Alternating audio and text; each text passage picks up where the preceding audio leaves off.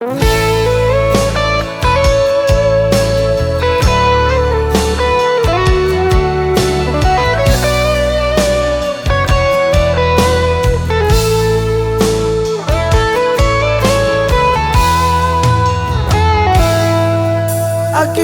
le nun tak na Hong pe chay dây su ga hi Ama lo nga Muôn din đắng lấy tung nga ke Kuta te gu ding thật ding Su se ding bet in hong pe Kum na bu kim Hong pe chay dây su bet hi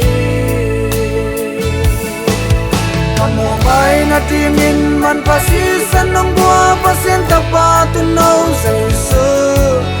Alyam mahang kanan natin damkinta Ason kau nangin naw at wanyam na te agwal so nasang penggang aso Sa isu semkin at jimle chupa kaya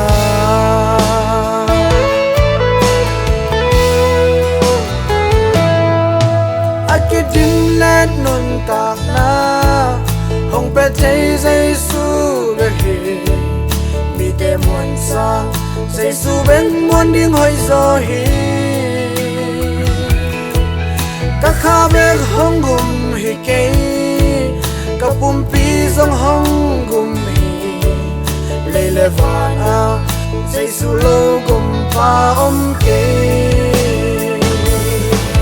Kamu mai na timin man pasisan ng buwa pasyenta pa tunaw sa isu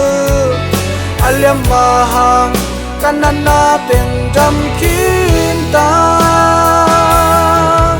Ason kau nangin naw at wanyam na te agwal so nasang penggang aso Sa isu semkin at jimle chupa kaya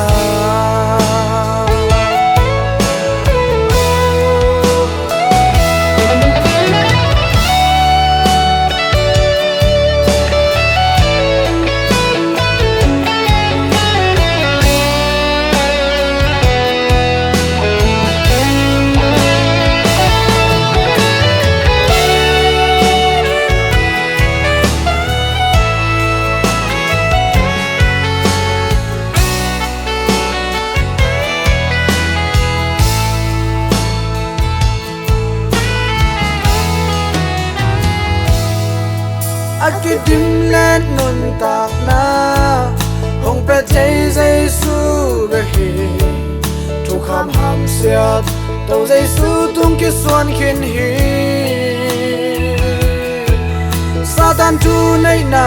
kem peu Sing lam te tung ki kil chip ta Kwa dâu te tung Kwa dâu pen te i hita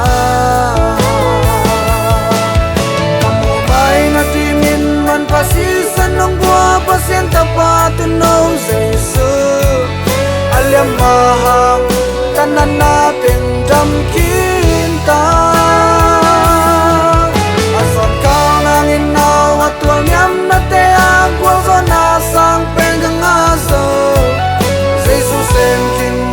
at jimle chupa kaya Timin man pasisan ng buwa pasyenta pa tunaw sa isu Alyam mahang kanan natin damkinta